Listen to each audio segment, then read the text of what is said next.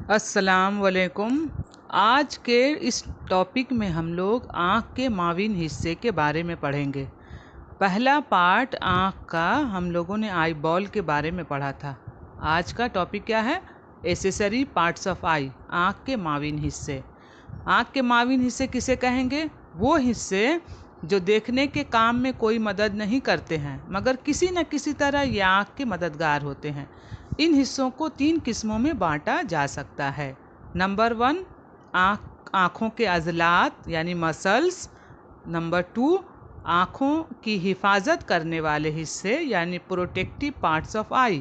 اور تیسرا جو ہوگا وہ ہے آنسو کی گلٹیاں یعنی ٹیئر گلینڈز۔ اب تینوں ایسیسری پارٹس کو ہم لوگ ایک ایک کر کے پڑھیں گے۔ پہلا کیا تھا؟ آئی مسلز۔ ہر آنکھ سے 6 عضلات جڑے ہوتے ہیں جن کے پھیلنے سکڑنے سے آنکھوں کا گولا مختلف سمتوں میں حرکت کرتا ہے اور اپنی جگہ پر قائم رہتا ہے۔ ایسیسری پارٹس آف آئی کا دوسرا حصہ ہے آنکھوں کی حفاظت کرنے والے حصے۔ آنکھوں کی حفاظت کرنے کے لیے الگ الگ ڈیفرنٹ پارٹس ہیں آنکھ کے جو اس کی حفاظت کرتے ہیں، جیسے کنجنکٹیوا، آربٹ یا خانۂ چشم، آئی لیڈز، آئی لیشز اور آئی بروز، یہ آنکھ کی حفاظت کرتے ہیں۔ آنکھ ایک بہت ہی نازک شے ہے اور بہت قیمتی بھی، اسی لیے اللہ تعالیٰ نے اسے بہت حفاظت سے رکھا ہوا ہے۔ ہم لوگ جانتے ہیں اس کی حفاظت اس کے موجودگی یعنی اس کی جگہ کی وجہ سے بھی ہوتی ہے۔ آنکھ کہاں ہوتی ہے؟ آربٹ کے اندر رہتی ہے۔ آربٹ کے بعد ہے کنجنکٹیوا۔ کنجنکٹیوا ایک ٹرانسپیرنٹ پتلی شفاف جھلی ہے جو آنکھوں کے پپوٹے یعنی آئی لڈ کے نچلی سطح اور اسکلیرا پر موجود ہوتے ہیں۔ اس سے ایک رقیق مادہ میوکس خارج ہوتا ہے جو آنکھوں کو ہمیشہ نم رکھتا ہے۔ اس کے علاوہ یہ آنکھ کی حفاظت بھی کرتی ہے۔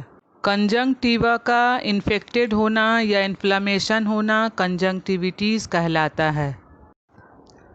آنکھوں کے اوپر نیچے 2 پپوٹے یعنی آئی لڈز ہوتے ہیں جن کے کناروں پر پلکیں یعنی آئی لیشز ہوتی ہیں۔